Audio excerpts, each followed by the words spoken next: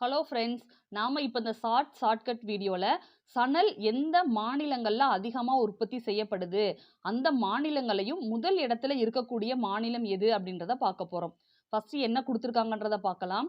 இந்தியாவில் மேற்கு வங்காளம், அசாம், ஒடிசா, பீகார், உத்தரப்பிரதேசம், திரிபுரா மற்றும் மேகாலயா ஆகிய 7 மாநிலங்களில் சணல் பயிரிடப்படுகிறது.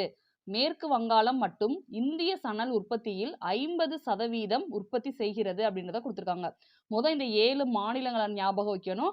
அதுக்கப்புறம் இதுல பாதிக்கு பாதி உற்பத்தி செய்யக்கூடியது எது? மேற்கு வங்காளம் அப்படின்றத ஞாபகம் வைக்கணும். எப்படின்றத பார்க்கலாம்.